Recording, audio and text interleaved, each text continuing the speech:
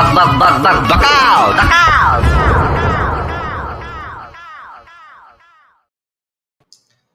जुहार आज बकबक रा गोटे फ्रेश एपिसोड रे आज आमे बकबक रे गोटे देखमा कर्नाटक रो गोटे रीजन कर्नाटक रो गोटे एरिया विषय आमे जानमा आ से एरियाटा गोटे इंता एरियाटे है कि लोग माने बहुत पैशनेट से जहाँ भी करसन जहाँ भी कहसन बहुत सारा इंटरनेशनल लेवल रो प्लेयर्स से एरियाटा देइछे इंडिया के आ समस्ते सेनु बहुत भल करिछन।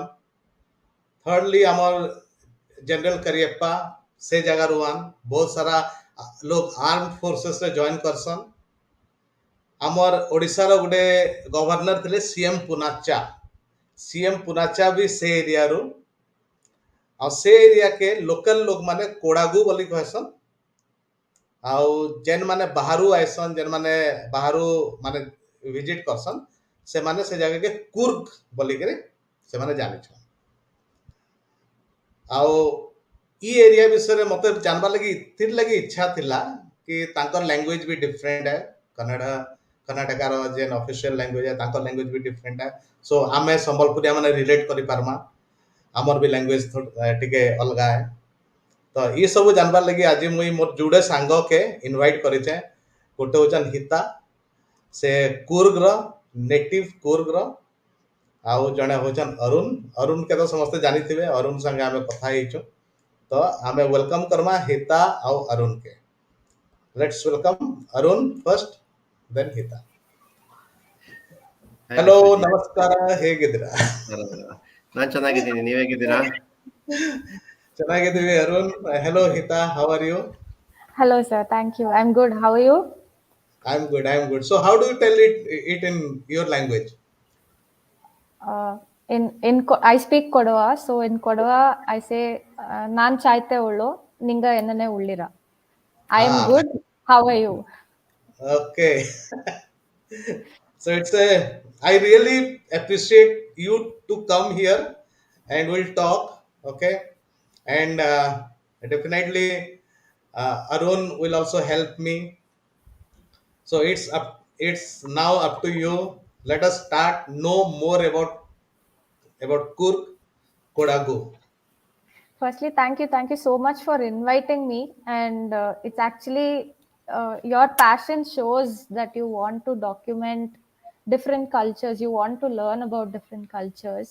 So I am really happy to be part of your pursuit in keeping all these learning about culture and spreading awareness. So thank you so much for having me. But definitely we want to know about you more. Okay, like how childhood would be something different. Then you would have studied somewhere and now you are a blogger, you are a writer, you do so many other things. I don't know whether you are married or not, okay, but how you do all these things and how you get all those times, who inspired you, how did you get inspired, how was your childhood days, like little bit of those. Yeah, so I was born in Kodagu, and I did my schooling there. So up to 10th standard, I have stayed in Kodagu, and like my entire, like I say, my childhood has been there. So my parents were working in Bangalore, and I was raised by my grandparents. So I see my grandfather as my inspiration, but because he was a planter, but at the same time he was into business. He was into timber business. So he used to travel for his timber business, and he used to travel across I think different parts of South India at least. So when he came back, he used to tell us stories about some adventure that he encountered in the forest, some wild animals. He got chased by some wild animals, or some old stories of his where he was a good hunter. So how he shot down and what is the adventure he went through during his time in the forest or during travel. I used to be very excited to listen to all these stories, and every time I used to be like, oh wow. I don't know, maybe subconsciously that is how we pick up our interests. So looking back at the time, I think that is where I took inspiration of pursuing some adventurous life and traveling. So yeah, that. But up to 10th standard, it was not like I hadn't seen much outside Kodagu. But since my parents lived in Bangalore, for my vacation, I used to just come, stay with them, and then go back to Madikeri. So this was my routine. But once I shifted to Bangalore for my college or pre-university, so that time it was not a cultural shock, but still a lot of things surprised me because the food was very different when I came to Bangalore. The people were surprised to know about me. For me, since my parents were here, I kept coming. It was not a big shock, but surprises were there. But this my classmates were quite interested to know how I lived in a small town or something like that. So when I came to Bangalore, because of these changes that I saw, and I didn't know there were so many castes. For me, when I stayed in Madikeri, it was just Kodava speaking people and non Kodava speaking people. So when I came to Bangalore, I heard about so many castes. I was quite surprised. I was like, and then I got to know they speak different languages. So I had heard about Tamil, I had heard about Telugu, but I'd never really interacted with the people who spoke these languages when I was staying in Kodagu. So when I came to Bangalore, I got a lot of exposure into different kinds of people, and I became curious. I was like, what is this? I'd never heard about it. What is this? What do they speak? Where do they live? How do they live? What food are they eating? So I think one led to the other. And by the time I finished college, uh, I think I started with Arun's blogs. He was quite early to start writing, and when I got exposure to internet, like during my college days, his were the first blogs that used to appear, and I used to find offbeat places, and I used to plan my itinerary with friends, and I started traveling by the time I just graduated, and then I too started documenting my travel. And yeah, after that, I think one thing led to the other, and eventually I started writing more blogs and creating content and things like that. Yeah. Okay. This has happened to me. Arun, you want to add anything or you want to ask anything? Uh, Not to ask anything. I heard Hita say, "I'm good. How are you?" in Kodava. It sounded more like Malayalam to me. I did Yeah, not yeah. understand Okay. anything. Good, good, good. Yeah, good. Actually, the language is we don't have a script, so we write everything in Kannada. Yeah, But my friends who speak Tamil, when they come home, they find it very easy to understand. They pick up a lot of words. They say they are able to relate. But then when Malayalis listen to us, they'll be able to relate to a lot of words. So true. somehow our language is a mixture of multiple languages. So Tulu, Telugu, Kannada, Hmm. Tamil, and Malayalam. So I'm not really sure how it became a mixture of all these languages, but if you maybe geographically also, if you see, we share, like it's a small district, but we share borders with multiple Yes. language speaking people. Yeah. So maybe that is also one of the reason. So history, I don't know how the language started, but it's Okay. nice. For me, it becomes easy when I travel to Tamil Nadu or Kerala. No? If I get stuck, because I'm not very fluent in Tamil or Malayalam. So if I get stuck, I'll just start adding words from my own language and people will somehow be able to understand. Same So as it's a our language, which we spoke about Right. last time. Yeah. Okay. So actually, like this has happened to me. I am from a place called Sambalpur in western part of Mhm. Orissa, Mhm. and we also speak different language. Sambalpuri is the language which is spoken in whole of western Orissa. Okay, Mhm. Mhm. and in Sambalpuri we have movies, we have full-fledged movies, we have Mhm. songs, we Mhm. have Sambalpuri dance, Mhm. Sambalpuri food, Sambalpuri dresses, Sambalpuri sarees, Sambalpuri ornaments. Right. Okay, so it is Right. very different. So I have not visited Bhubaneswar and Cuttack Bhubaneswar.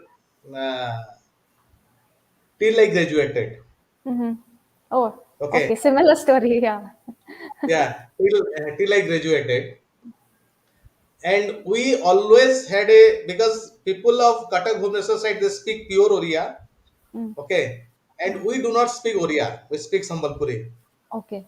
So there was a notion in my mind how the people will be, how they will be looking, Mm. okay, how they will be. And then when I visited Cuttack for the first time, I saw, okay, these guys are similar to me, right? They look like me. Right. Only when they started talking, I could differentiate. So, is there any similar thing had happened to you? Mm. Sim No, for me it was like figuring out that people spoke different languages. No, for we there was no caste or nothing we knew because everybody spoke Kodava. Although they are Kodavas or non-Kodavas, when I was living there in Madikeri, uh, non-Kodavas also spoke Kodava. But I mean we knew they are non-Kodava speaking people. But for me, it was like, okay, there are people who speak Tamil and they have their own culture. So there are people who speak Telugu and they have their own set of culture. So like it was that way. It was something very different, which I didn't know until I moved to another place. So apart Okay. from Tamil And and Telugu, I another think thing, yeah, yeah, there are other native, I mean, languages which are spoken within Karnataka, as you said, Tulu, Konkani, Beri, or Yeah, yeah, yeah. Sanketi. So I think we ourselves have so much of diversity within Karnataka. Yeah, Exactly, yeah. because even in Coorg, no, we have like significant population who speak Tulu, and we Mhm. have. It's also to do with our history, okay? Because since we share borders with Dakshina Kannada, right? So there are people with Tulu speaking people and Konkani speaking people, and it's also history. Like Tipu Sultan has passed through this entire area, so it's something to do with that how these people also migrated to Coorg. So they are properly settled in Coorg, but they speak different languages. And Yes, even if when you see Coorg, it's one of the smallest districts in Karnataka, but our culture varies within Coorg. So my yes. mother is from North Kodagu district, and my father is from South Kodagu, part of Mhm. Coorg. So in their language and in their customs, there is significant difference. So I think every 50 kilometers, India itself is like so True, true. different. True. Yeah, as you said, if you go to Somarpet or Srinivasante side, I think it's completely different compared to Virajpet and the bordering Kerala side. So I think it's within Kodagu itself, there's so much of diversity. Yeah. Yes, And yes. I think Coorg is one of the most popular places among non Karnataka people. Coorg, along with Chikmagalur, I think, because of its beautiful hills and coffee plantations, so and good, pleasant weather. So all those things. Yes. Yeah. right. The another thing is like whoever comes from outside, no, let's say someone comes from somewhere to Karnataka, and for them Coorg is Madikeri. This That's happened with me incorrect. last week. This Even I happened thought, with even I thought Coorg is Madikeri for a long time, till 2004 at least. I thought Coorg is Madikeri. So after that, when I really went to Madikeri, I came to know that Coorg is a region. It's a complete district, and Madikeri is just a small town within that. Right. So last week, I was at home. I was in my hometown. So while we were just sitting outside in the morning, there were a couple of tourists who were going on the road, and I think they wanted to use washroom or something. So they just came into our house and they asked if they could use. So after that, my brother casually asked him, "Where are you going?" So he said, ನಾನು ಕೂರ್ಗಿಗೆ ಹೋಗ್ತಾ ಇದ್ದೀನಿ bro. So my brother was like, you're already in Coorg. Where are you going? Yeah, So, the surprising part is, yeah, like Arun, right? People in Karnataka itself, they think Coorg is Madikeri and Madikeri is Coorg. So exactly. even when you're probably searching on Google, you just put Coorg or Yes. you just put Madikeri and follow the map. Yeah, that's So true. Yeah, it's and also Madikeri being the center point, I think people, and it's a district headquarters, so probably that gives an impression that Madikeri is Coorg. Right. Like what exactly Coorg is then? so Coorg, originally, yeah, I don't know. Over to you. please go ahead. Go ahead. No. Originally, it is called Kodagu. It's all. I mean, it's always called Kodagu district. Uh, it was a small region with the local people who spoke the native language, Kodava language, and a few other people who have settled down, who have come and settled from other places. So it was, I think, during the British, they like to call it. Uh, until I think 1800s, it was ruled by the Haleri kings, who are, if you have heard of Keladi dynasty, which Yeah, ruled in the we Shimoga can area and all. Yeah, we can actually start with prehistory. We have Yeah. prehistoric dolmens and circular cane circles, which are found. I mean, you might have heard of Stonehenge in England, right? I mean, prehistoric site where people used to calculate time based on the stone structure, and they used to worship that stones as well. So we find such kind of structures near Sombarpet region. So, and also we find such structures near there's a place called Kote Betta, I think it's Kote Betta, somewhere Right. near Somarpet itself, near Pushpagiri Mm. Wildlife Reserve. So those are very ancient, around 5,000 years old. So the culture is continuously getting civilized since that times. And the earliest dynasty which I know in Coorg is, I think, Ganga dynasty, which started their rule in around 7th or 8th century. And then after that, as Hitha said, Haleri kings came, Changalvas, and then Tipu Sultan, and all those people came and ruled over this region. And as per one Tamil inscription, Kodagu was mentioned as uh, Kodappa Nadu or something similar to that. So based on that, I think it became Kodagu. And then British used to call it as Coorg for their convenience, so it became Coorg popularly. And also there used to be a lot of movement between Kerala to coastal Karnataka, and from Bailuseema in Karnataka towards Mangalore side. So there was a lot of exchanges, trade exchanges in this region, and everyone used to pass through Madikeri. And one of the main rulers here was Veera Rajendra, I think. I think Virajpet is named after him. So yeah, and he was quite friendly and hospitable. He wanted people to come and settle in this region. So a lot of people from different parts, especially Kerala side, they settled here, and they mingled with the local Kodava people, and that's how it became a mix of different communities here in Kodagu region. And Kodava people, as you said, are quite I mean, passionate about their region and their culture, and also aggressive, I would say. If you see a K8 Yeah. vehicle going anywhere, they'll be like aggressively moving in the highway and all. So they're quite proud of their area and region and the language also, and they proudly talk in their native language wherever they go. So, and also, yeah, as you said, a lot of personalities are there, film personalities, sports people, and also in armed services, a lot of Kodava people are there. And as Hita also mentioned, there are other communities also, but I think Kodava people are more dominant. So that's why Kodagu is synonymous with Kodava people and that culture. So yeah, that's about it. Yeah. So just to add on, I think, yeah, after the Britishers left, and when India got independence, after that, Kodagu was a district in itself until 1950s. So around 1956 or something, like around that time, they merged it with Mysore state.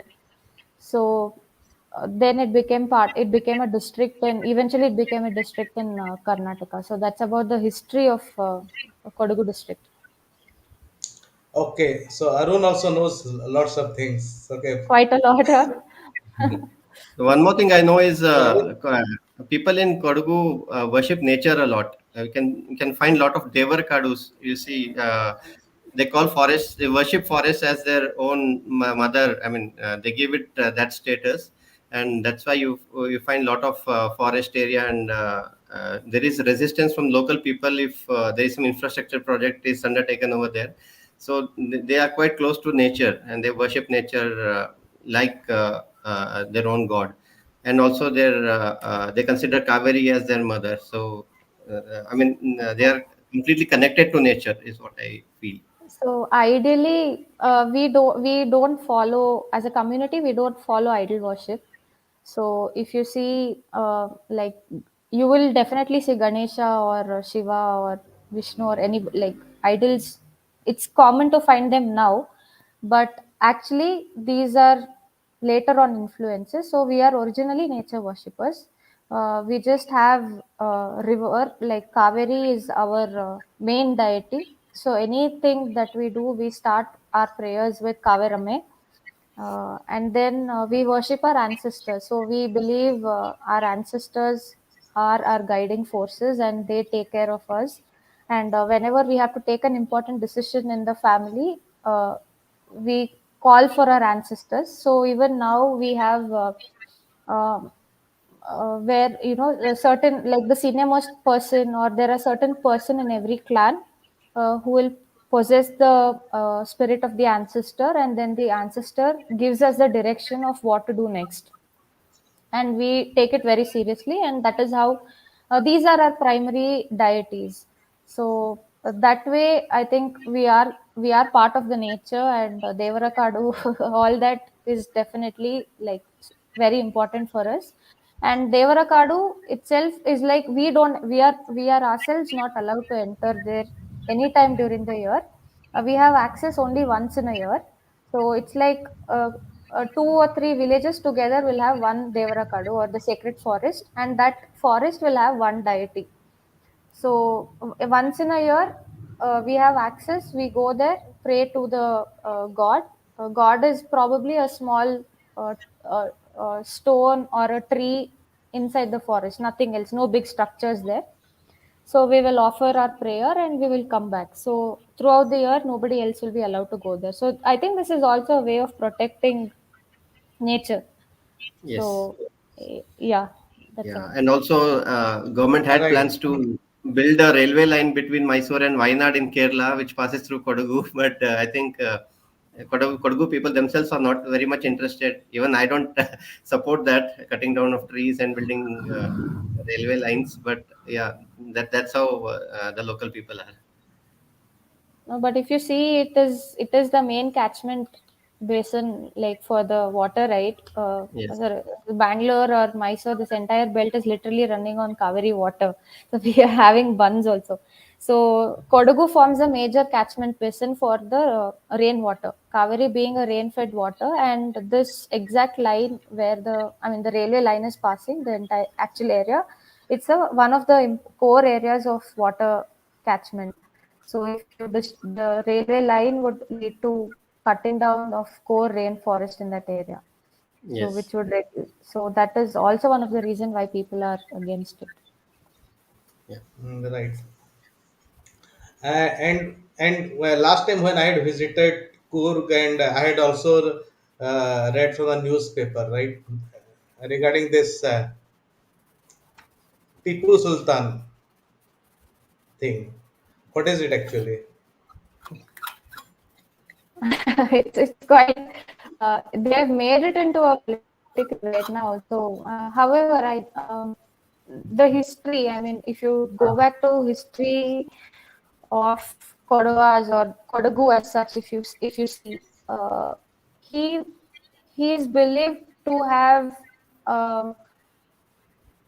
like he is moved from Kodagu. He's traveled until Dakshina Kannada, Mangalore, until there, and he has been quite a. That is what people believe. He's been quite a violent ruler. Mm-hmm. So this is also one of the reason I think a few people have the rule of Tipu Sultan has also influenced a few people to migrate from Dakshina Kannada or these coastal areas to Coorg. So one of the reason I was telling you that you can find Tulu people or Konkani people in Coorg. This is also, they say, contribute this influence to Tipu Sultan, but that's a different topic. So talking about Tipu Sultan, they say, there is a community called as the Maplas. They are um, they are they are Muslims, but if you see their customs and traditions, they're very similar to Kodavas. So they believe that Tipu Sultan had held a bunch of people, like quite a lot of people captive, and he killed a lot of them, and the rest of them he forcibly converted them to Islam. So Maplas, they say, are Kodavas. But if you see the culture, right? We Kodavas have clan names, like family names.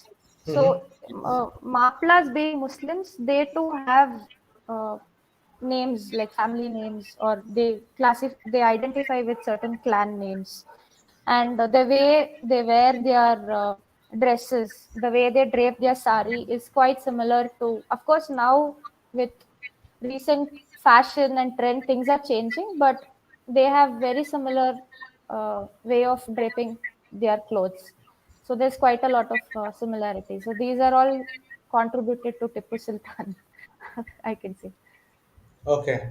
We'll see. I have a video, a very interesting video, how they drape the sari. Okay, I have downloaded from YouTube. I really liked it.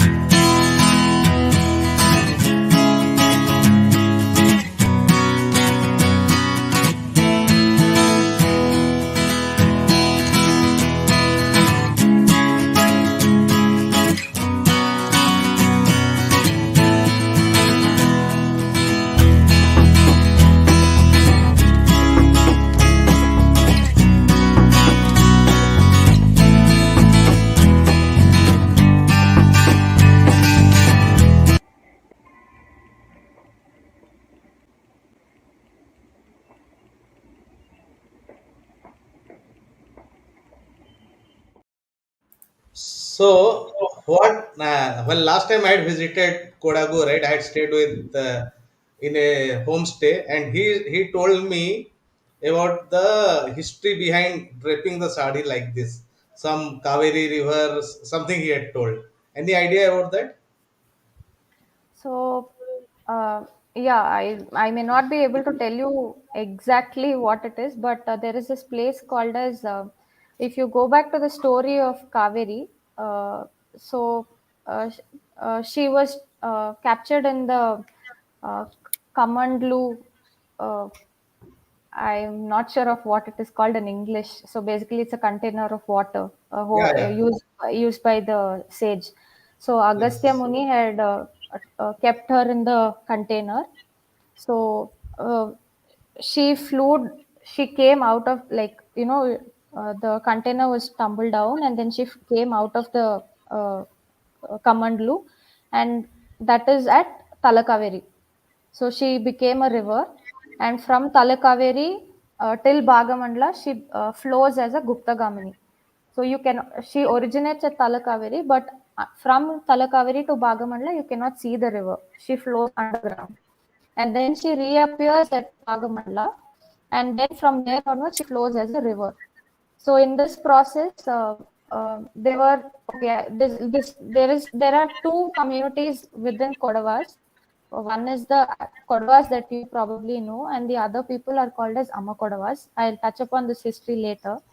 So when she is flowing as a river, so at a place called Balmberi, uh, so the Kodavas stop and they'll be praying to her. So at that time, when river is, like, the Kaveri is flowing with full lot of rapids, so the sari that they are wearing will be flowing behind, like it will be going backwards. The normal pleats, how the other Indian sari is draped, is the pleats are in the front. So because of the rapids, the pleats come backwards, and that is how eventually Kodavas started wearing their pleats at the back. So this is one thing. But if you see, there are Arebashe Gaudas, another local community we find in Coorg. They the front part, right? We don't pleat it. We wrap it around, and it comes on our shoulder. So the Arebashe Gaudas also drape it very similarly. But the Kodavas put their pleats behind. The Arebashe Gaudas put their pleats in front. So if somebody is wearing it in front, then you can say that is not a Kodava sari. That's a Arebashe Gauda way of wearing the sari. And if the pleats are behind, then it's the Kodava way of wearing sari. Okay. So, do people wear this kind of do drape it only on some occasions, or they regularly do it in traditional No, this houses? is this is quite common actually. If you go to Coorg in Kodagu district, this is quite common. Normal, you'll find people wearing it. You'll find encounter people wearing it on the roads, like walking by. But Okay. I think in Bang, like outside Kodagu, it's Yeah, outside forget it. yeah, it's only ceremonies where we Yeah, wear it. yeah. Okay. So another thing, what I heard when I came to Bangalore, right? When I came to Bangalore initially, then they say that Kodagu people are very brave. Kodagu people are very brave, and they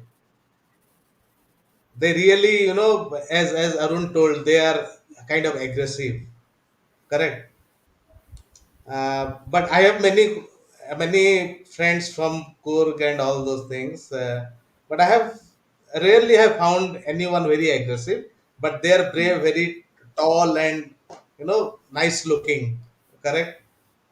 So this brave and the aggressiveness, it is like it comes from the culture, or how is it? Is there any history behind that again? Mm, one is they consider Kodavas to be a warrior community. So historically, we've been we were small. Not we can't call ourselves like dynasties, but we were small landholders, and we had chieftains amongst ourselves. And eventually, they were working as chieftains with the king. So that way, uh, I I think they're brave, but otherwise, since you see geography of the area, it's majorly forest area, or it's a lot of greenery. It comes under Western Ghats. If you date back to 100 or 200 years back, it must have been thick forest everywhere. So it must have people. Hunting was like very normal, and they must have had so many encounters with wild animals. So I think they had to be brave, and it's very normal for you to find women and men both, holding guns. And even now, to just now the guns are all licensed, but it during certain ceremonies you can find events where women also participate in shooting competitions and such things. So I think it's part of the culture. I think Hmm. the entire belt, right, south of Kodagu, right from Kodagu, then Iriti, and then we enter Kerala, we enter Kannur, and we see the origin of martial arts there. So if you find a lot of people practicing martial arts, and even the temple carvings show people fighting it as a sport. So I think the entire region, like they are traditionally, as Sita said, warrior community, and they consider what do you call that, martial arts and that kind of activities as sports, and they've been following it, and that's in their genes as well. So I think that's how the Kodava community also picked up their warrior kind of nature. True. I'm not sure. That's Okay, that's right. True, possible. If you can just give me a minute, I'll yeah. just turn the Yeah. lights on. So Arun, thank you very much. Like this is a very good conversation going on, and I'm thoroughly enjoying it. So many things I am able to know. Uh, okay, Yeah. yeah, let's start. Anything else? We You were talking about some history. You wanted to Yeah. touch upon something, right? I think food is a main part of heritage, and Kodawa cuisine is quite popular, and they have quite a lot of unique cuisines. If you go to Coorg, you'll find stuff where you whatever you don't find elsewhere in Karnataka. So I think Hitha would be a better person to tell more about that.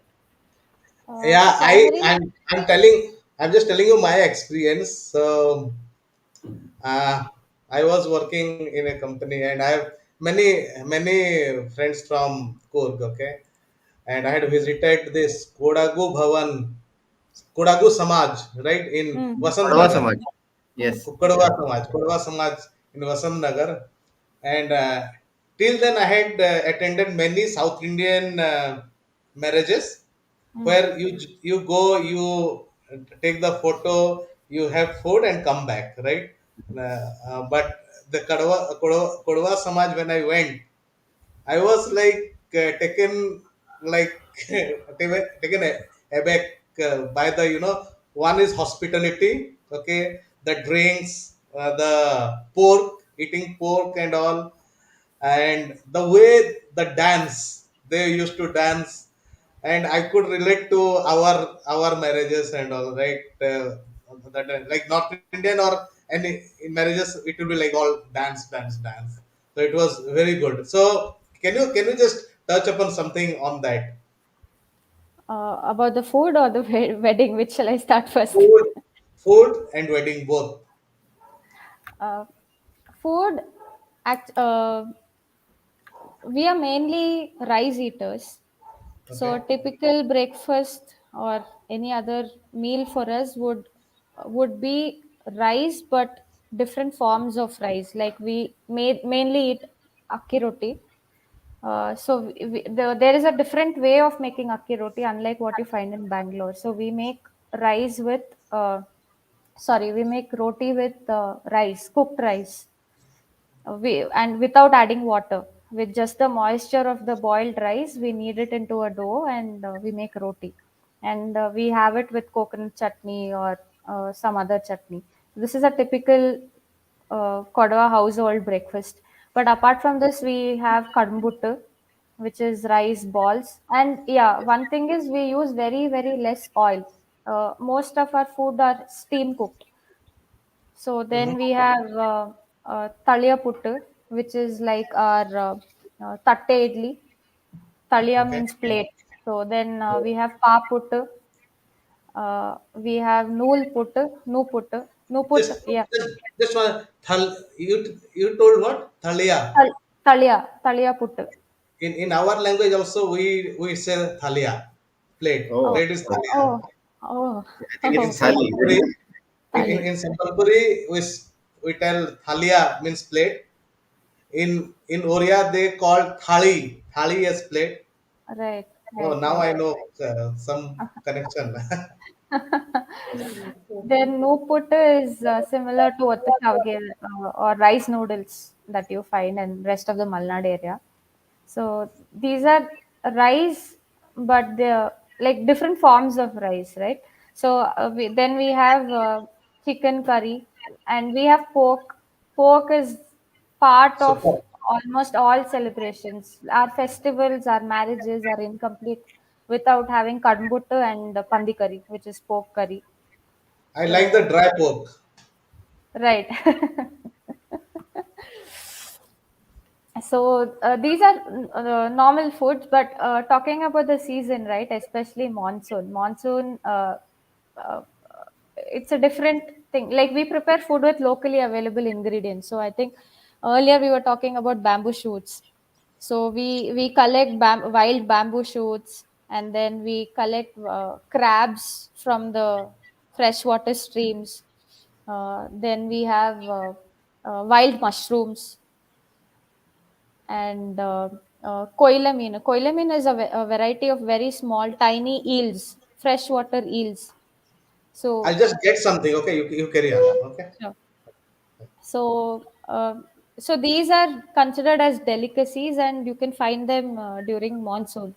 So, apart from this, we also have like vegetarians point of view, bamboo shoot, like I said. Then you get ferns, which you get especially on the river banks, and Mm-hmm. uh, uh, kesavina ele. They call it in Kannada. They call kesavina ele. So, Okay. uh, so these are the leaves. So tender leaves. They collect it from the river bank, and then we make patrode. They prepare Patrode. patrode, right?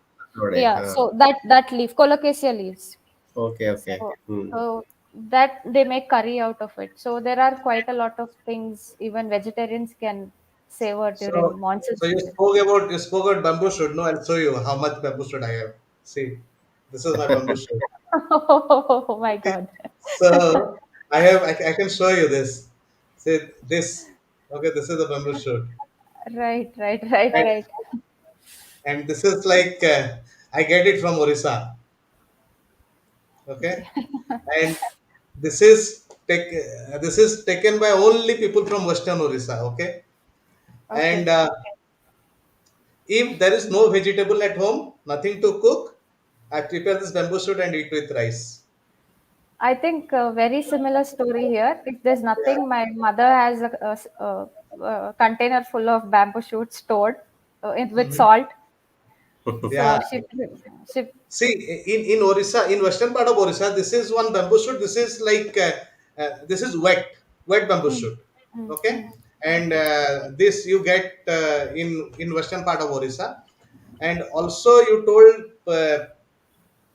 keeping bamboo shoot with salt and all those things, right? Right, right. So what we do, we dry this bamboo shoot. Mm-hmm. Okay, we dry up this bamboo shoot and we'll cut it into small pieces, very tiny pieces. Okay, Okay, and okay, this form of bamboo shoot is called as cordi. Okay, okay. and when we dry it up, cut it very small pieces and mix with all masala and salt. Mm-hmm. Okay, that we tell as hendua. Okay, Okay. Okay. so this we have to cook and eat. That Mm. we don't need to cook and eat. That we just can eat it like that. Oh, so you can eat it like a snack. Not snack. We cannot eat it. It's snack. It like achar. We can eat it as Acha. achar. Okay. Okay, okay. So like that. But this bamboo shoot is my favorite. So wherever I go in Coorg and all, no, I just ask them. Okay, you have? Is there any bamboo shoot dish and all? And this really tastes very well. I'll get it for you. Like you stay in Uttarakhand, I can prepare and get it for you. Sure, sir, definitely. Yeah. I'll probably ask, I mean, we'll prepare akki roti at home. So that's a very great combination bamboo shoot curry and akki Yeah, roti. yeah. And believe me, once I was working in one a company, and one guy told me that, sir, I'm not getting sleep in the weekend. Okay, see, in Orissa, what happens? No, we eat something called as pakhal. Okay, Mm, mm, pakhal in the sense we put the rice mm, in water. Okay, mm, and keep it for a day. mm, Okay, once it gets fermented, no, mm, it become day old pakhal, basi pakhal, mm, basi. mm, mm, Okay, mhm, and mhm, it gets some alcoholic thing as well. mhm. Okay, and that guy was telling me I'm not getting good sleep. So I told I gave him this bamboo shoot, and I asked him how to prepare. I told him how to prepare, and then gave the recipe of a pakhal. Okay. Then I told him, you eat this, and Monday we'll meet. Then you will tell me. Okay. Okay. Then he ate it. Sir, what nice sleep! What nice sleep! And this bamboo shoot with the bhendi and this sukha mach, dry Mm, fish, the bamboo shoot. Then this is very nice. So he was very happy. Yeah. nice. We have it. Pokal is not there in our culture, but we have ganji, like Ganjana. Porridge. So we have all the combinations that you said, dried fish or achar or bamboo shoot ka achar, whatever. We have it with ganjiana.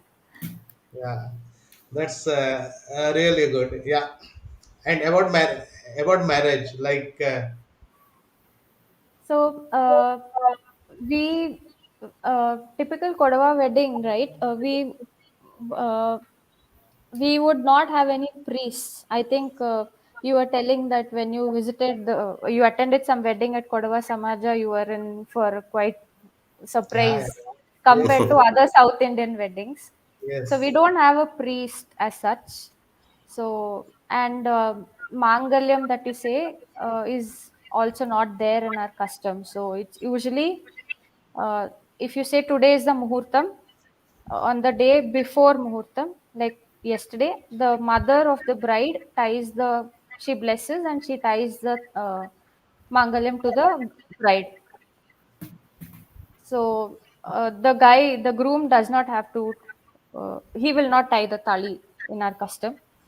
And Muhurtam for us is an auspicious time where all our elders come and bless us. So typically in other South Indian weddings or any Indian wedding, Muhurtam is an auspicious time where priests probably chant some mantras and Yes. some homa and all that happens, uh, and that Mangalyam is tied.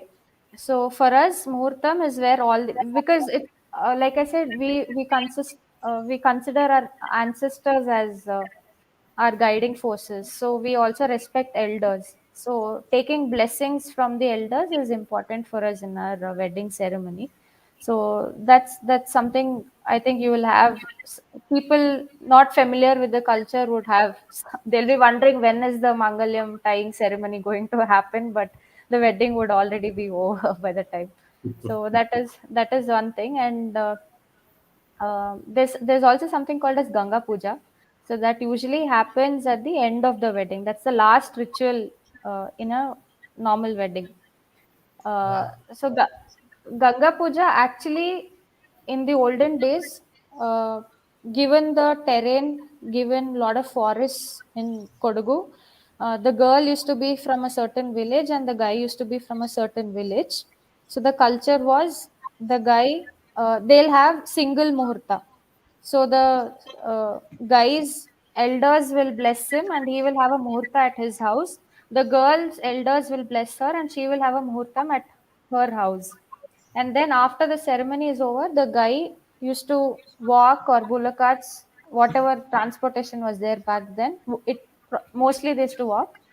So he used to go from his village to the girl's village. Then they used to sit together, take blessings from everyone together, and then he used to bring her back to his house. So for the girl, it's a familiarization of her new environment. So she was asked to fetch water from the well. So she knows where the well is in her new place. And then she takes water, she feeds the cows in the cow shed. So she knows where the cow shed is. Then she cleans the cow shed and takes the dung and cow dung. She puts it into the field, paddy field. So in this process, she knows what are her boundaries and what is her daily life look like and what is where. So fetching water from the well, this process is called as Ganga Puja. So now because this process is eliminated and everybody has wedding at the chaul tree. So towards the ending, we have this ritual also in the chaul tree only. So she just draws water from a small well which is made in the chaul tree and they'll block her way. You will see a lot of people dancing. So the people who block her way are actually from the groom side. So they'll be challenging her, uh, uh, telling how much can you carry, for how long can you carry the water on your head. So she'll be basically carrying two pots of water on her head, uh, and they'll challenge her stamina or strength for how long can you carry. And it's also a way of making having fun in the wedding. So they'll all be dancing and all of that, and eventually she'll come inside. She'll keep the water in front of Nellaki Bolcha. Bolcha means lamp. So, like I said, in our prayer room, you will typical house you will have only the lamp in the prayer room. So she'll keep it there and she'll take blessings from the lamp, and that will end the wedding ceremony. So this is how our weddings are. Okay, so weddings are nowadays, like this is global, like the world has become very global. It's a globalization, right?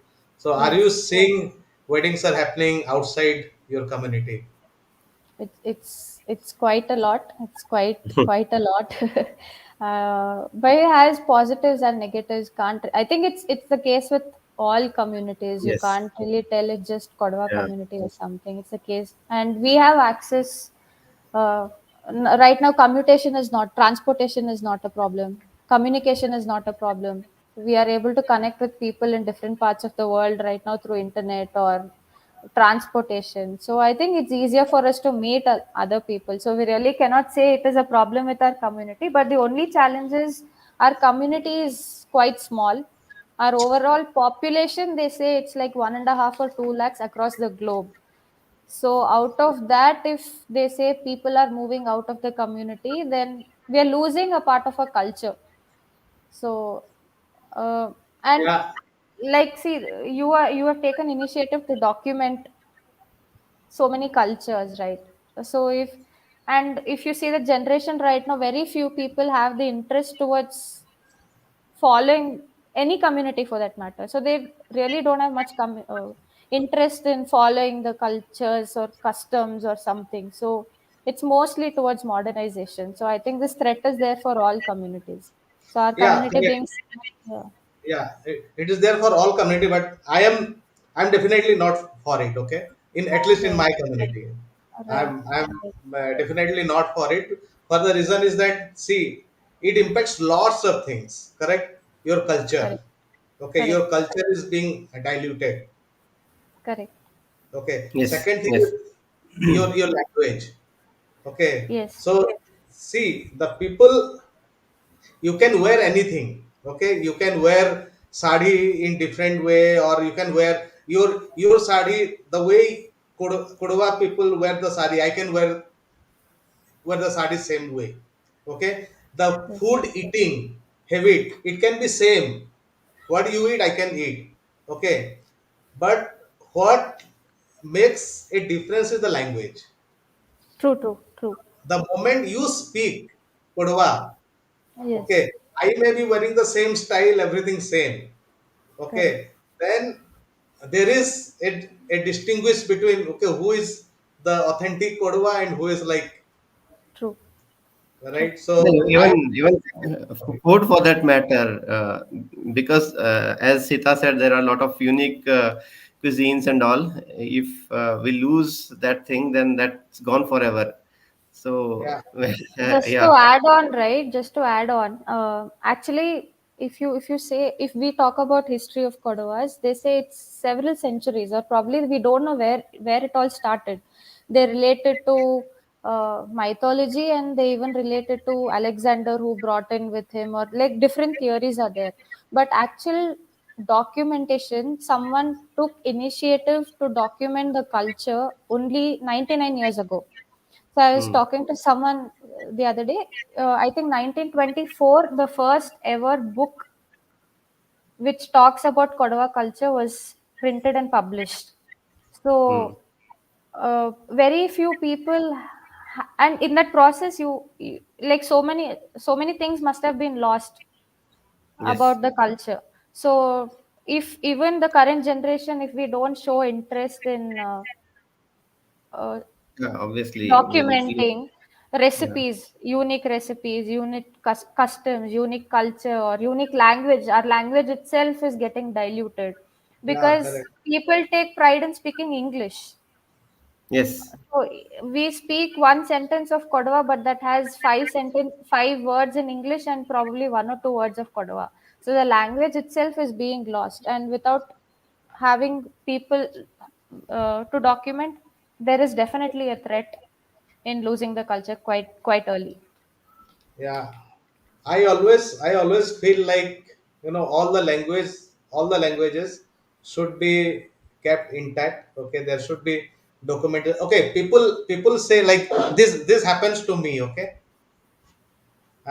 See, I strongly feel the Sambalpuri language. Mm, Okay, it is a language. It's mm, a separate language. mm, But if you speak, if you tell the same to people from like a Oriya speaking person, mm, okay, they will tell Sambalpuri is not a language. It's a dialect. mm, It's a dialect, but it's part of Oriya. Okay, mm. and the argument what they give is because Sambalpuri does not have a script, it cannot have a separate language. It cannot be termed as a separate language. But if you see Assamese and Bengali script are same. Mm. Okay, Hindi itself does not have its own script. Correct. Okay, this Marathi is only law is different. Otherwise, everything is Hindi like this Mm. Devanagari lipi. Devanagari. Yeah, Correct.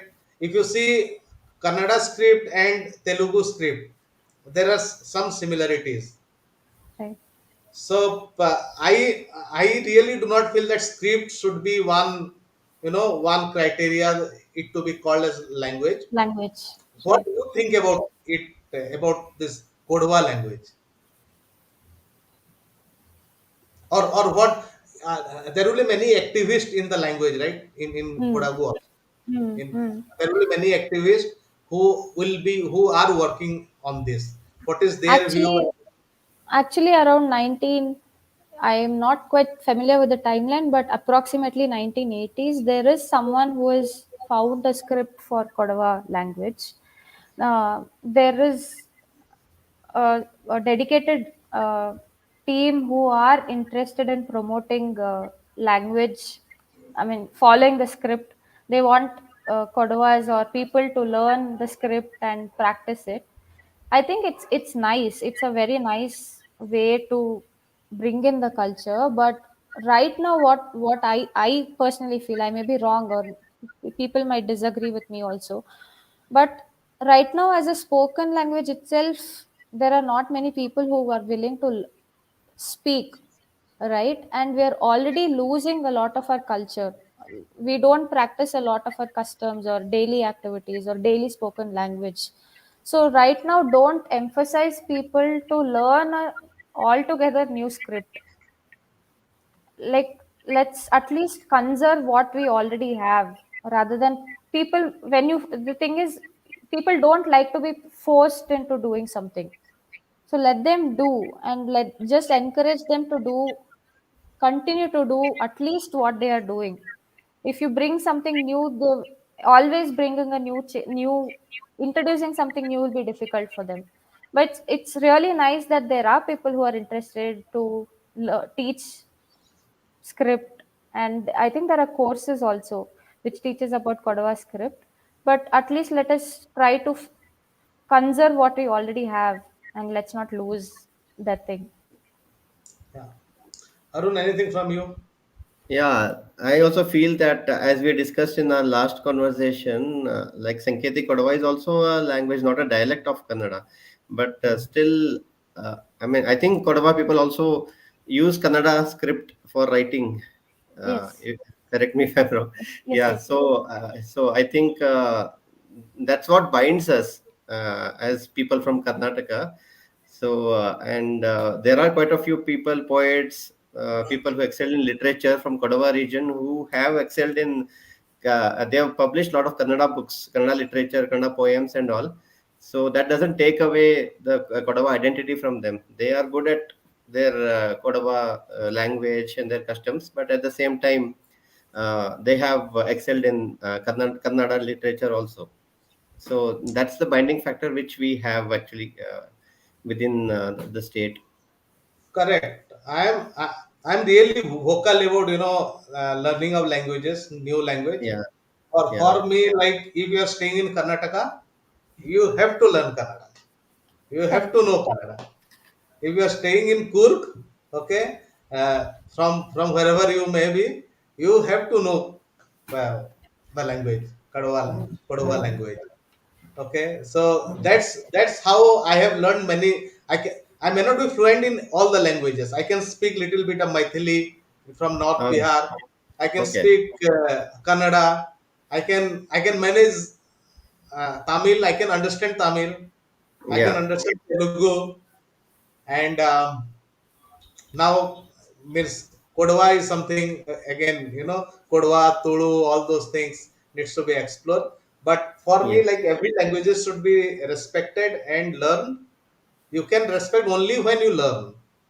exactly. Okay. Yeah. True. Otherwise, you cannot. So now we came to language part and all those things.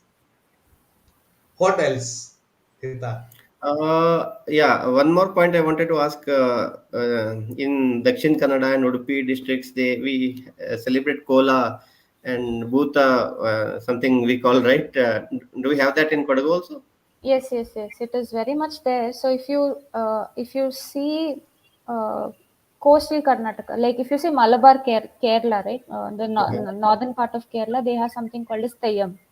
Ah. So then if you then we share, like Kodagu shares border with North Kerala. So Mhm. Virajpet and South Kodagu, Yes. Gonikoppa. If you see, we have lot of we call it as tere. So Tere. the tere. So Okay. it's very similar, very similar to Theyyam, the costumes that they wear. But there's a Okay. particular community that's a sub Okay. community which is indigenous community in Kodagu. Okay. So they only wear these costumes and they possess the spirits of the local deities. Okay. And it happens very similar to Theyyam, but he speaks Kodava language. Okay. So Okay. then I think as you move further up, then you reach Dakshina Kannada, and where they Mhm. call it as Kola. So Kola. the cultural influence is there in that Yeah. Okay. entire uh, Okay. part. Okay. And I've seen a lot of temples with Igutappa as the deity. So what exactly is that? Not lot of temples. There are, I think, uh, main two or three temples in Kodagu which are Okay. dedicated to Igutappa. So Igutappa is also our god. So Okay. actually, like we don't have idols. Okay. So like Kaveri is our primary goddess, but after that, for any good event, we take the blessings of Igutappa. Okay. So what exactly Tappa means to give, the Okay. god that gives. Igu, different people have different meanings. Some say Igu means rise. Some says Igu means somebody who came walking down the mountain. So, because we are in the Western Ghats, right, mountain hill thing. So they say someone who walked down the mountain. So basically, he is our main one of the main deities. But we don't keep idols of Igutappa at home. He Mhm. is worshipped only in the temple. Okay. So some revere him to be as Shivalinga. So if you go to Okay. an Ikutappa temple, you will see an idol Yes. or the form that is similar to Shivalinga, but we don't keep that form at home for worship. At Okay. home, it is just the lamp and bottle of you'll find Tirtha, Kaveri Tirtha, Okay. like how you have Ganga Jal up north. So Yeah. Ganga Jal forms very important in a lot of ceremonies or even the last rites of some deceased person. So for us, it is Kaveri water for Hmm. anything. Right. There is a person who has given some comment, Uday Kalburgi, Kodagu always fascinating, beautiful, big hearted people, nice weather, always envy people living there, nice conversation. One more comment he has given, out of 100 Indian Army, Air Force, Navy, 28% to 36% are from Kodagu, as I had heard. Uday Kalburgi. Thank you, Hita. Arun Biswajit, keep it up. Something came up. We catch it up later. Regards. Thanks, I Uday, for am that insight. really. Sorry, you know him? I said thanks, Uday, for that insight. I was not aware that 26 to 36% are from Kodagu. Yeah. Thanks for that. Yeah. And I really like see people. As I told, no, my brother was in defense, and he has Uh-huh. lots of friends. Anna, Bopanna, so many people. Okay, and you can't believe they treat me as their own brother. Hmm. They treat me as Okay. their own brother. whenever I I tell them I'm coming to Kodagu, so they will be telling, you stay with me, you stay with us, all those, like, I can't express actually. uh, Yeah. and there is Anna Bopanna, he will, like, I can't say, but Aina Bopanna, they will come, भैया चलो चलते हैं कहीं पर, and चलो चलते हैं means like they will have big plans. Okay, I really, and the best part is Ayana had come to Orissa for my marriage, and he stayed for 15 days or 20 days. Like, uh, he has become a part of our family. So Right. it's like, Okay. everyone in my family in back at home, they know Anna. He calls my father as father, my mother as mother. But like, it is like, I can't uh, tell. Very nice, but Right. everyone is in, like, nice. Okay, there is nothing. So another thing nowadays, when I go to Coorg, there is lots of coffee plantation and all those are happening, right? And I see many people from outside Assam Hmm. and all these people, they are coming and they are staying there, they are working there. Yes. How to see it?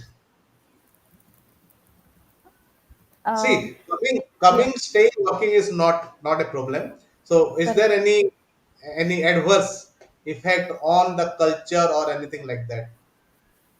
No.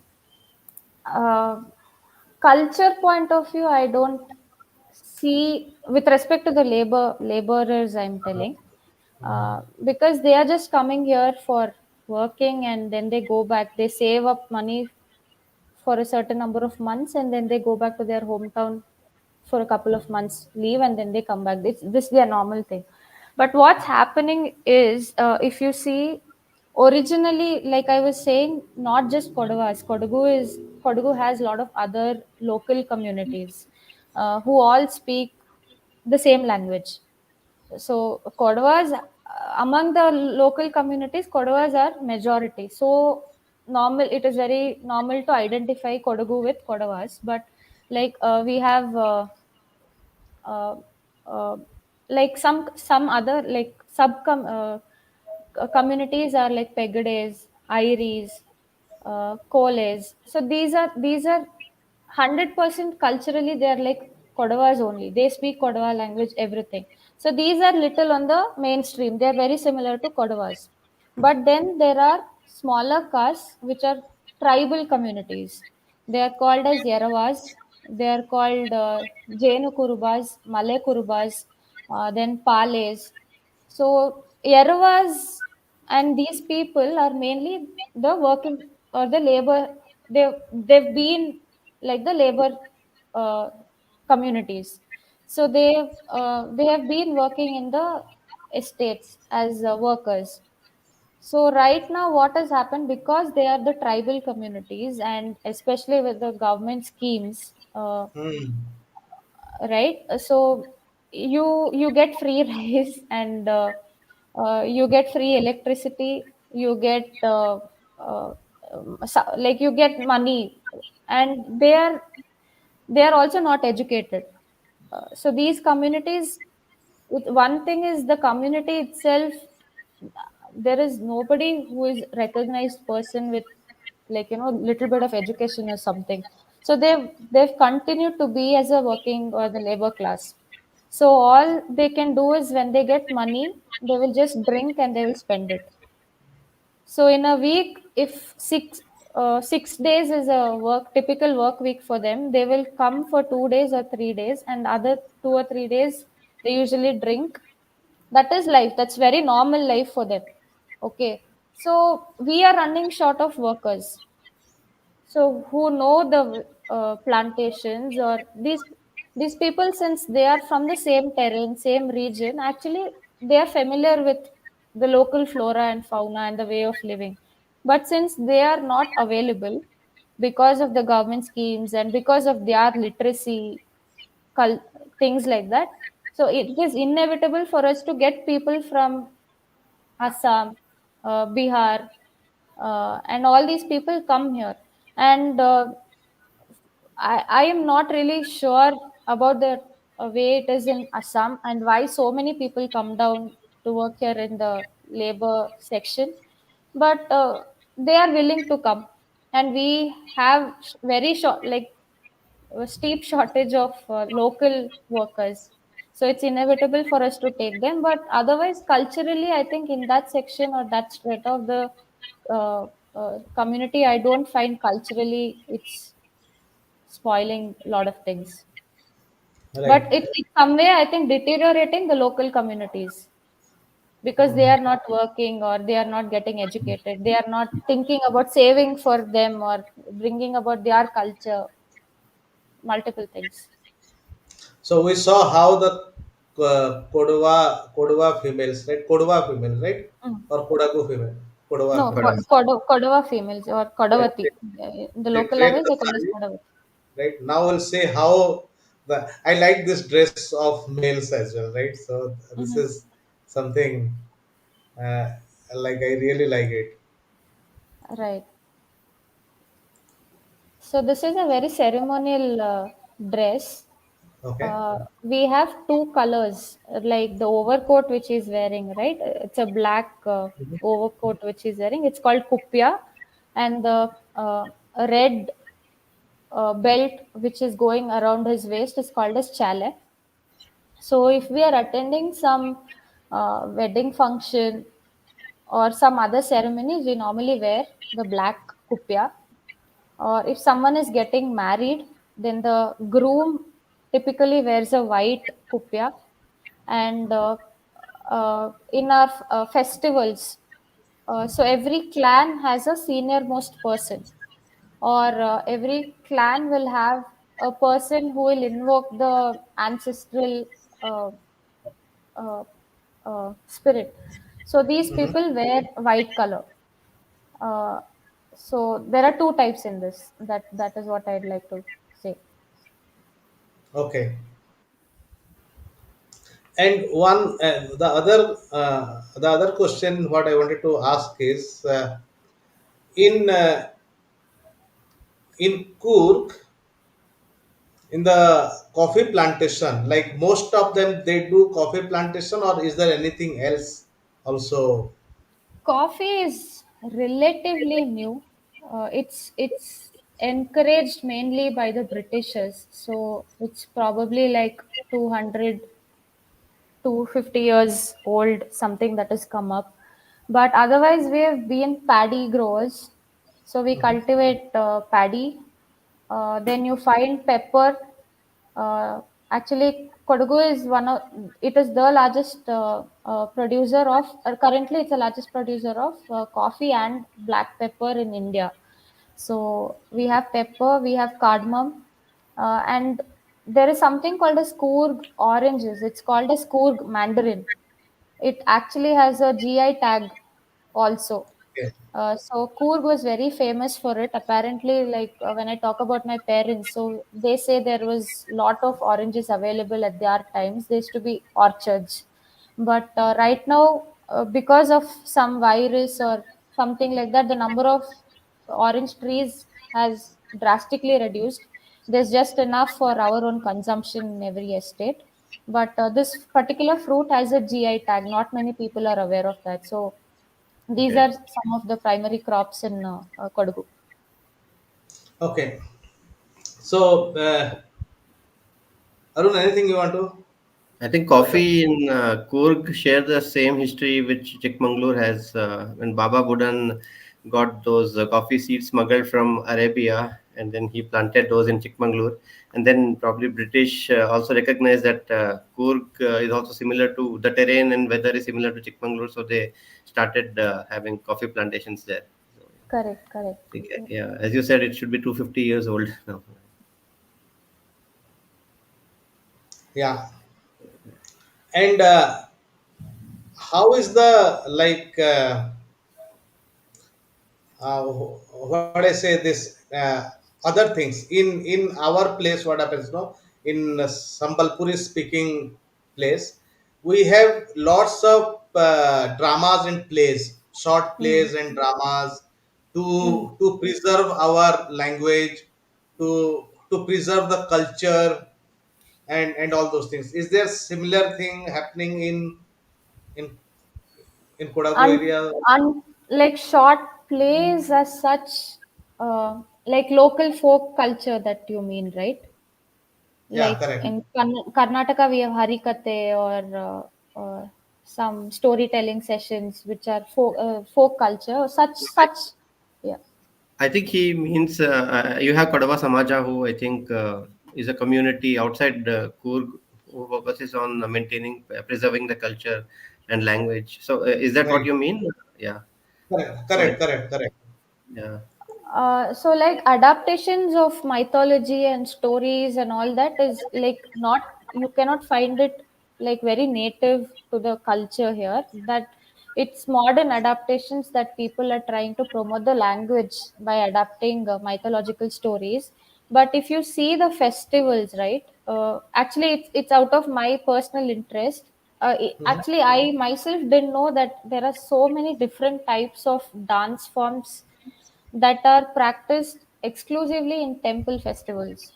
So, in the last 2 or 3 years, I have taken interest, and it's there on my list to visit and actually experience as many temple festivals as possible. So I was telling, like every village has a temple.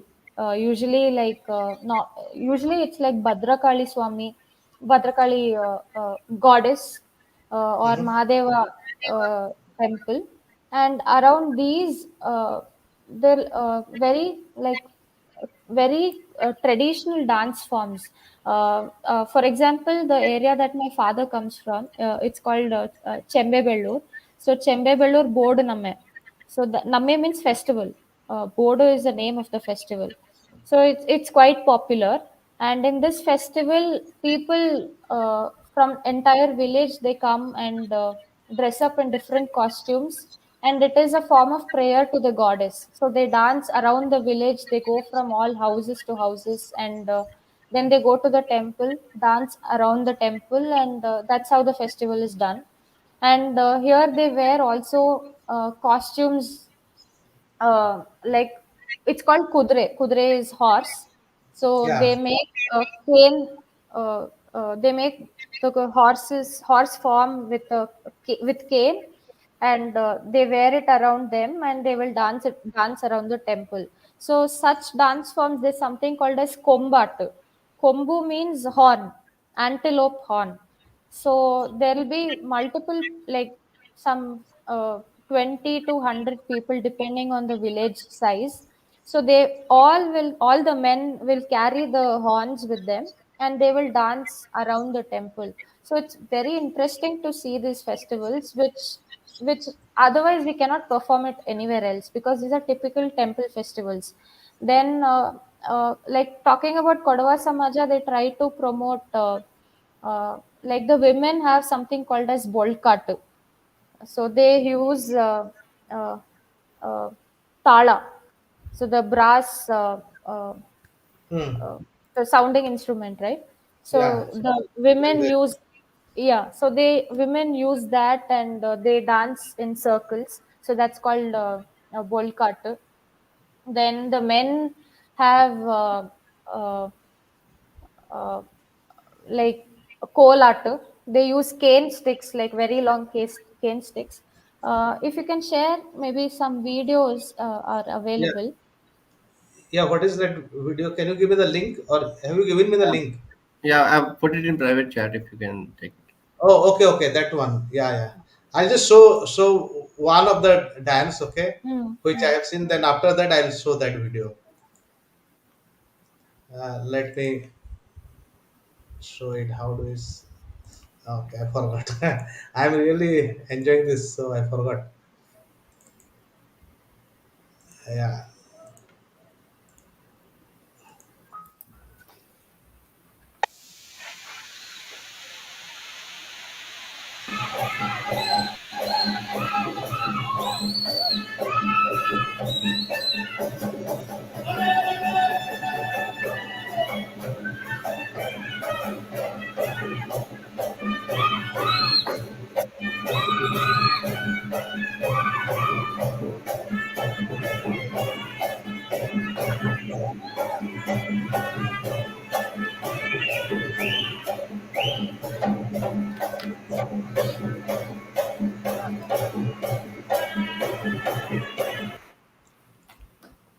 So this is one type of dance, right? Yeah, this is on a daily basis. This is something normal for us. This is Okay. just a dance that we use for celebrating any occasion. So any Okay. happy occasion, we this music is called as Valaga. Okay. Kombu Kottu Valaga. Kombu is a long trumpet, brass trumpet. Kottu is Uh-huh. uh, uh, drum, the Okay. local, like the traditional drum, and Valaga is the flute, the traditional Mhm. flute. So it's called Kombukottu Valaga Atu. Atu means dance. So any kind of celebration or happy occasion, we just get into the mood of dancing and do this. So it's Mhm. common at weddings or any other get-togethers. Okay. So the one what you have sent me, I'm just sharing it now. Let me do that.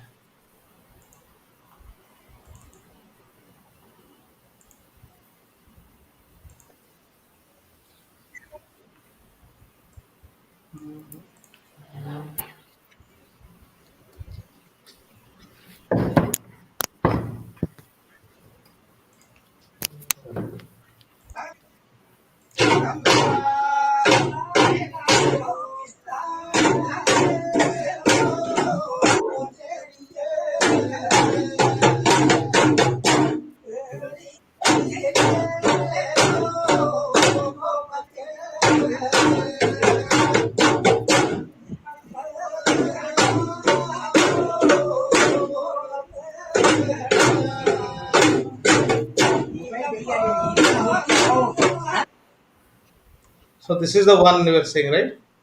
This is Dudi. Dudi means it's that instrument, Mm-hmm. musical instrument. It's usually it's made with wood and monkey skin, and Okay. it is struck with sticks. So Mm-hmm. this song which they are singing is called as Balo Patu. So this is usually sung at different occasions when someone is born in the house, or when we have a festival. So something similar to Christmas carols, right? Where a team goes Yeah. from every house to house. So Puttari is one of our main festivals. So a few days before Puttari, there will be a team of villagers who will go from every house to house, singing and beating these drums, and Mm-hmm. then it is even sung at funerals. So this is called Balopatu. Okay. And yeah, one more thing what I want to know is like you told the population is very less, right? Some all 1.5 lakhs and all.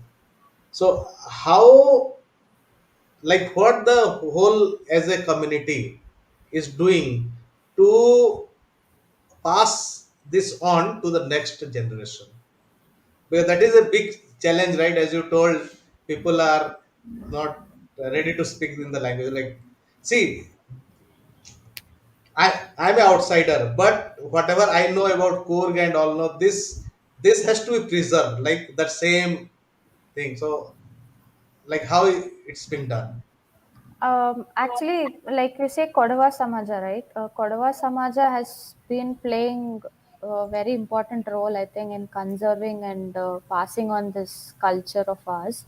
And most importantly, I think there is something called as Kodava Youth Council. So under Kodava Samaja, they have a section of the youth who are trying to promote. Actually, they are doing quite a good job, and they are trying to conduct a lot of events. They are trying to get the youth people 30 in the age group of 35 and below. They are trying to get them together through conducting various events at different locations, and uh, conducting workshops, conducting uh, like get-togethers, because firstly we need to know who are Mm, people from our community. So they are trying to bring people from across the globe into common forums, and even they take people to Coorg, and like we have our festival called as uh, uh, Kaveri Tirthodbhava.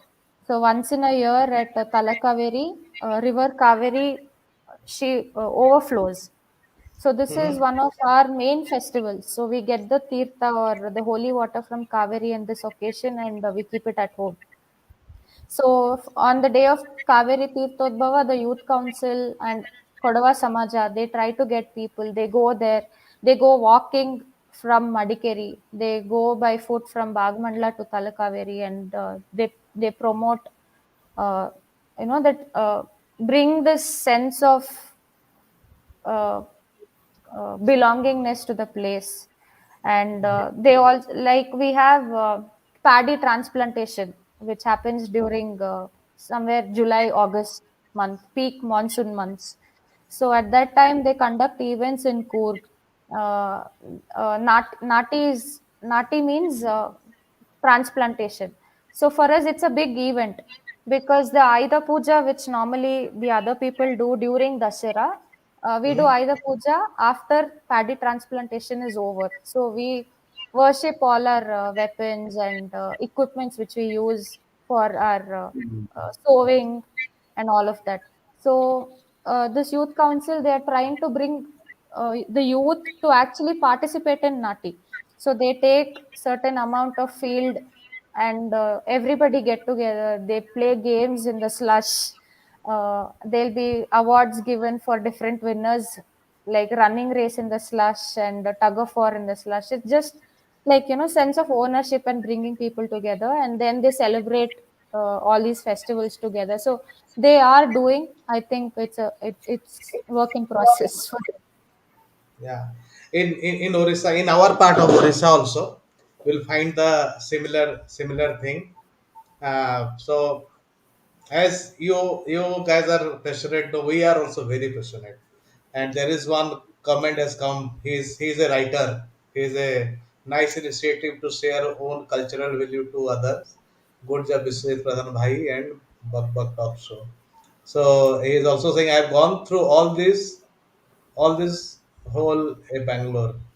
So he's also he's an engineer. He's working, and so in our place also, what we do is you should come to Orissa, okay, and you should come to Western Orissa, not Right, right.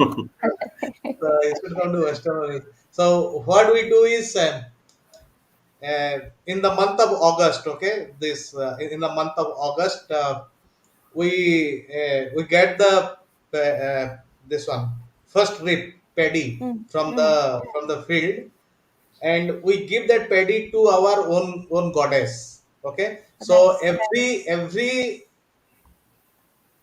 like my family has a family god. Someone mm, sends family will have family god. Okay, we will have mm, family goddess. We do not have mm. god in western part of Orissa. Okay, Okay. if you see Orissa, I see Orissa is in two parts. One is Mm. he, other is C, not Okay. SEA. Okay, Mm-hmm. so Mm. one is C Orissa and other is he Orissa. The he Orissa is hill Orissa, hill. We are Okay. to we are to the hill part. Okay, Okay. so what we do, we will give it to our family goddess. We do not have god, we have goddess only. So Mm. Samleshwari is the goddess, which is like it's a goddess of whole of western Orissa and Chhattisgarh and Jharkhand, parts of Mm-hmm. Chhattisgarh and Jharkhand. We'll give it Mm. to her, and then we eat it Okay. at home. Okay, Okay. and after eating that, what we do, we we touch the feet of all the elderly people. Right. Right. Okay, this Right. happens only in the home. Okay, Mm. and Mm. on that day we will not go to anyone else's house without Mm. finishing everything in our home. Okay. I see. Okay. Okay, and after that, in the evening, after we Mm. finish all the puja at home, we come out of home, Mm. and whoever we see in the street, Mm. if we feel he is elder to us, Mm. then we do namaskar. We touch the feet Hmm. and do namaskar to Okay. everyone, Okay. Mm. irrespective of caste and creed, everyone. Okay. And in the evening, we do this cultural gathering. Hmm. We do a cultural gathering in places, and we dance like wholeheartedly. You if you see our program, no, Right. you will relate to your own culture. We dance like wholeheartedly. If possible, I'll show you some dance.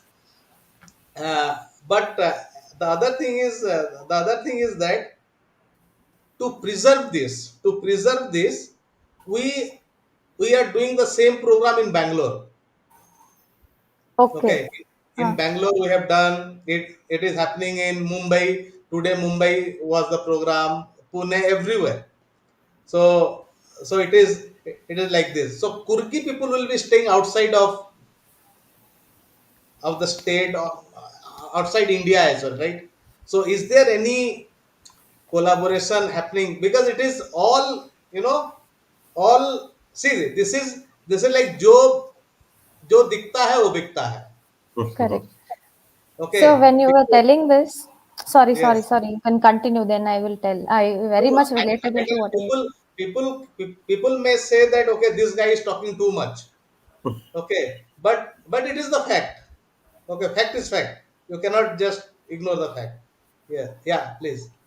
So when you were telling this, no, it was quite relatable to me because, like we have three main festivals. Yeah, So Ganesha Chaturthi or Shivratri or something actually is not main festivals for us. We just celebrate three festivals. So one, like I was mentioning, Ayudha Puja, right? So after the transplantation of paddy, uh, after completing this, we will worship our tools and equipment, which we call as Kailpod. So then Kaveri Tirthodbhava, which I was mentioning, the river overflows. So this is one of our main festival, which happens around October 18th. Then around November end or December, we have Puttari, which is one of the other main festival. So in Puttari, what happens is in a year we take one crop of paddy. So when the paddy is ready for harvest, that is when we go to the field and we will offer honey and milk and curds and other things to the earth. We thank the earth for giving the crop, and then we first like cut the first crop, and then we bring that home, keep it under our holy lamp, uh, and we take some rice from that, and then we prepare sweet dish and food and we distribute, and that's the first meal. So that is our festival. So when you were telling that you celebrate it at home, you don't leave your house before everybody's feet is, you touch everybody's feet and the food is not finished. So in ours also it's very similar. So what happens is we are small clans within the community. So the population of each clan can be anywhere between 100 to 500 people. So and every clan will have a main ancestral home which is called as Ain Mane. So no matter what, during Puttari, people who live across the globe anywhere in the world, they meet at the Ain Mane for Puttari festival, and each Ainmane will have its own field and paddy field and everywhere. So these people, that is their house, that is like the main house for them. So everybody meets there, they'll worship the paddy field, they'll get it home, they will have a feast in the house, and they will touch everybody's feet, they will take blessings of everybody there. And that is about the festival which I could relate when you were telling. So it's an occasion for everybody to come. And after Puttari, or even after Kaveri Tirthodbhava, so the next 1 week to 10 days, we go touching. If some elders could not make it to that house, or typically it's from the same clan. So if I have other dear people from another clan, so after the festival, during the next few days, I will go to their house and I will take blessings. I will touch their feet and uh, do this. So I was able to relate a lot when you were telling me about that. You're on mute, Biswajit. So yeah, the cultural festival part also, like the Ayin Mane that I was telling. Ayin Mane typically has a, uh, I think he went That's offline, okay. right? You can continue. Okay. Yeah. So, Ayin Mane that I was telling also, they have typically their own ground and the prayer place. Hmm. The local family deity is seated there. So then they go and dance around that place. So there's this video which I wanted to share. Okay. I had shared the link, Arun, if you can just, 1 second. yeah. Yeah, give me a Ping. moment. I'll just share it. Okay. So there are two videos. I don't know which one. The The last one. last Okay, hold on. Let me share. Puttari festival and Kolat. Oh, Puttari Festival. Okay.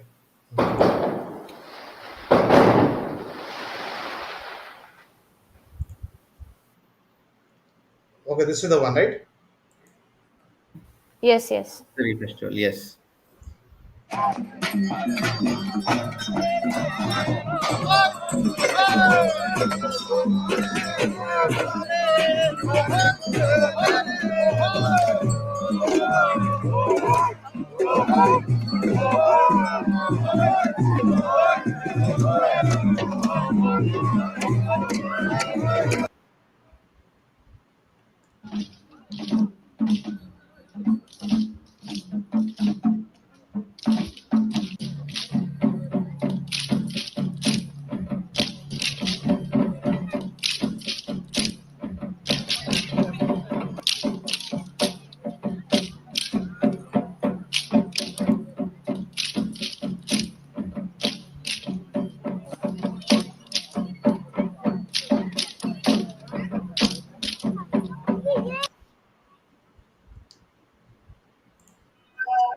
So this is the one, correct? Or anything else? Oh,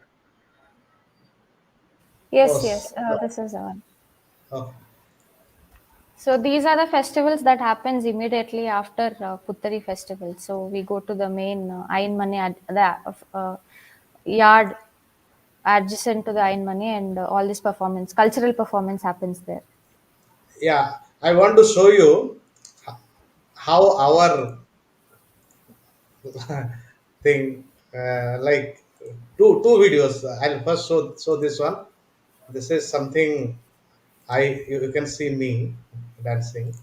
So I'm not saying that I'm a dancer, but this is how we enjoy it.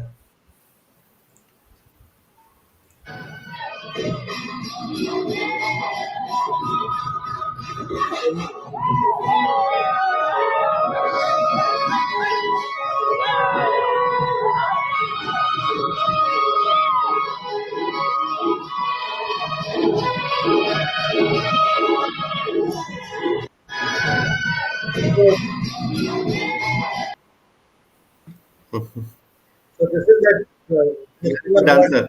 we were saying. So basically, we do it in Bangalore. We have a gathering of around 4,000 5,000 people only from whole part of Orissa, mostly from Western Orissa. So the best part is in that festival we do not use any word except Sambalpuri. Only Hmm. Sambalpuri. No Right. English, no Hindi, nothing. Only Right. Sambalpuri. Everyone come to the festival wearing Sambalpuri dress. Okay. Okay. Sambalpuri handloom. What exactly is Sambalpuri dress? Like, is it a different type of It costume that is you wear? it is handloom. Sari, you mean? Everything like sari or dress or anything, Okay. whatever we wear. No, we wear only Sambalpuri handloom. We do not Nice. wear anything other than Sambalpuri handloom. Okay. Sambalpuris also has GI tag, I think, right? Yeah, yeah. Sambalpuri handloom also has it. Yeah. You come to Sambalpur, Hitha. I'll take care Yeah. of. I'll come whenever you and Arun both are coming. I'll come. Sure, Okay. sir. Yeah. Yeah. Sure. Sure. So Yeah. Sambalpuri sari, you will see pure handloom, Hmm. and there is no machine used in Sambalpuri handloom. Okay, all Sambalpuri sari. We have that Sambalpuri food. and we bring the cook from western part of Orissa to cook. Oh. Okay, and the cultural team also they come from western part of Orissa. We have our Sambalpuri drums, Sambalpuri dance, everything is Mm-hmm. Sambalpuri. I'll show you one. Okay, I have today in Mumbai the same festival was done. So I have got the you know thing from there. You will definitely like it.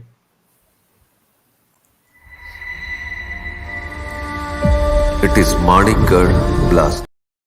Not this, not this. I think let me. So that is how. Arun, you can continue. Just let me search for that video. Okay, okay. So good that I mean I got to know a lot about Coorg in this conversation. I was not aware of a lot of things. So good that we are having this conversation, and I'm sure a lot of people from Karnataka don't know much about I mean other parts from where they do not belong. So I think these kind of conversations definitely help us. Yeah, yeah. By the time I search for that video, okay. So now, what is next for Coorg? Like how you see? Like first thing is the population is going up or coming down. In my personal opinion, I think the population is coming down. Okay. Because if I just see one generation back, if I just see my parents' generation or my grandparents' generation, they've had huge families, like five, six kids, or big families. But in Mhm. spite of the and also this intercaste marriage system was not that prominent, so it was a closely knit community. But in spite of that, they say our population was quite small, like 1.5 to 2 lakhs. So right now, I think generally it uh, similar to any like rest of the country, larger families are becoming smaller families, and we have intercarriage marriage system also. So once somebody leaves the community, they're not accepted uh, in back into the community. So because of multiple and the like reasons like these, I think it would only reduce our population as such. But also the positive side is the younger generation who are in their 20s or early 30s right now, they are getting sensitized towards our culture. It's just the beginning, but there is some kind of sensitization among them. So I feel we can at least sustain whatever we are. There is hope. Right. So let me play this video. Okay. This is that similar same function what was happening in Mumbai.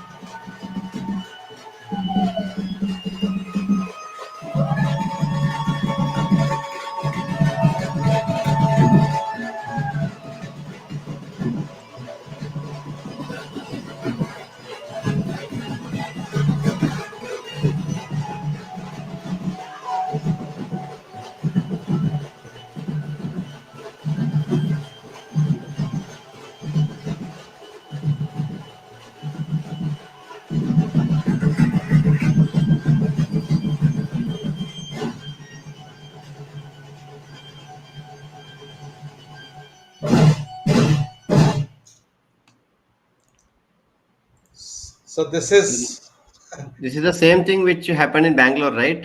yeah, But this this is is the same. Yeah, Mumbai edition. yeah, Okay. correct. This is happened in Bangalore also. Okay. So Okay. this is what we do, and you should definitely visit. Like, okay, there is a saying. There is one tagline of Orissa: the unexplored or the secret, the hidden secret of India. Okay, in Orissa there are also hidden secrets. Yeah, In I'm sure. Orissa itself. Okay, so whenever you plan, no, you should go to this area. You can see how these people live and all those things. And uh, yeah, yeah, there is yeah. Someone is saying, Dada, please. We say Dada. Okay, elder brother Dada. So this is Jai Guru Mishra. He is in Bangalore. He is a what? He is a general manager in Bank of Canada, Canara Bank. Canara So, Bank. yeah, he's saying that please tell the guest about our Rangavati song and dance. So, there is a song called Rangavati. Okay, you can search in YouTube everywhere. No function, no function is complete without that song. Actually, it Okay, is there on my playlist. It's one of my favorite songs, so yeah, I keep no, listening to it. no song is complete without uh, without that song. And it's really good whenever you come to Sambalpur. No, I'll try to introduce you to the singers of that song also.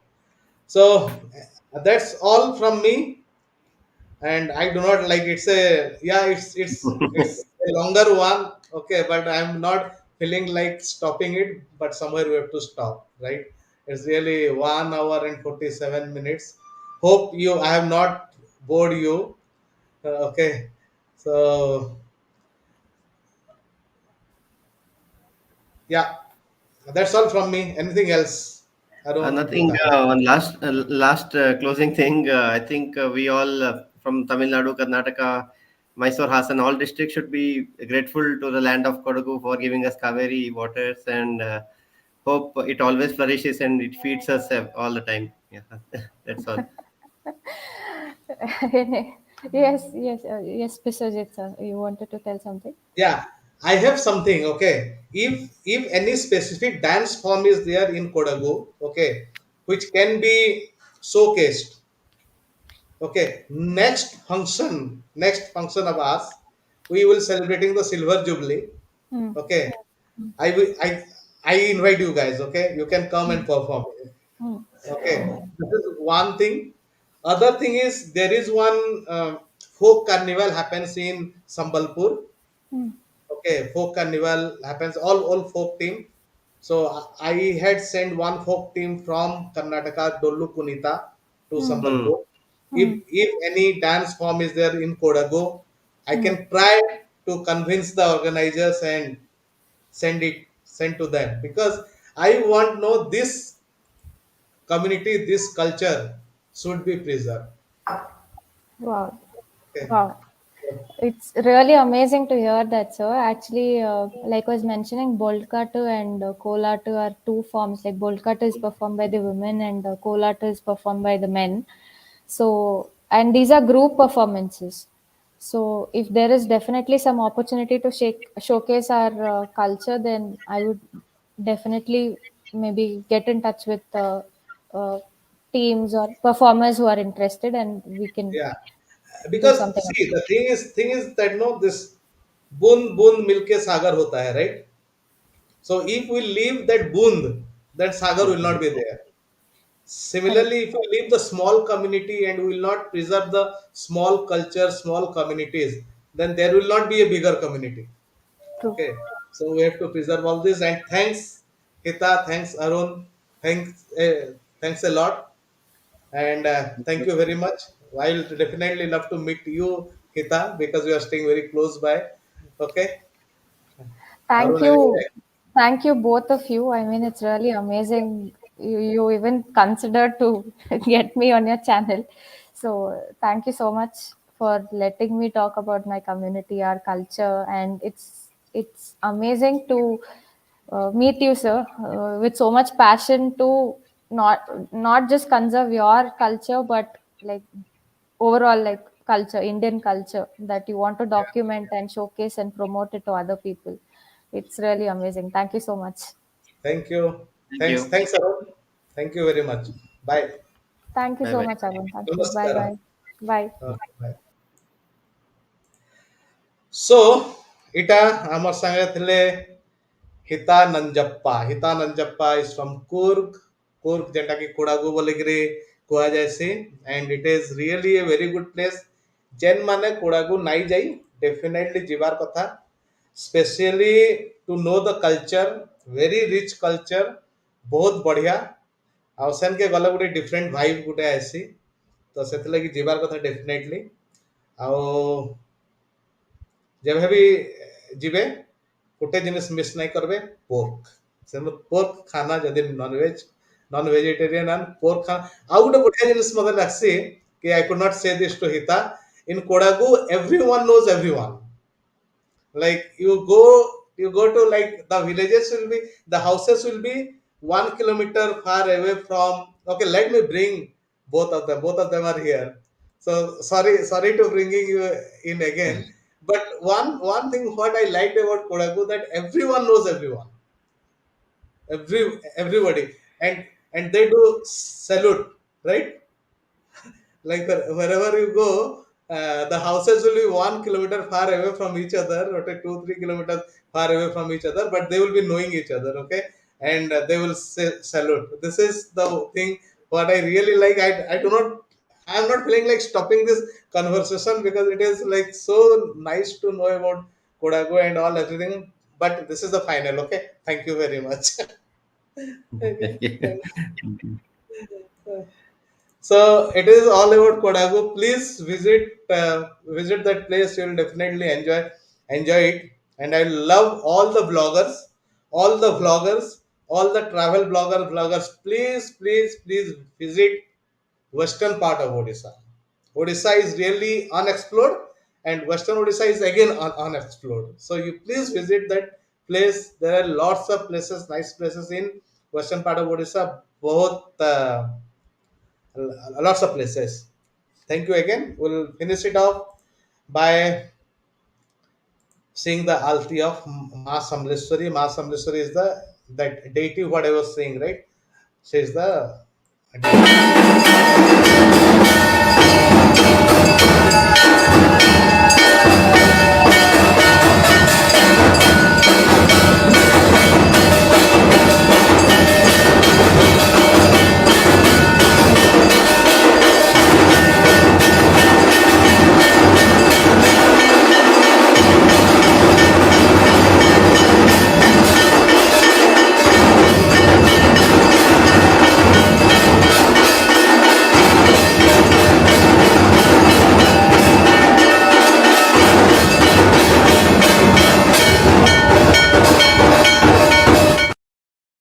सबको जुहार। Next week फिर भेट पड़मा। आओ समस्ते भलसे रहो।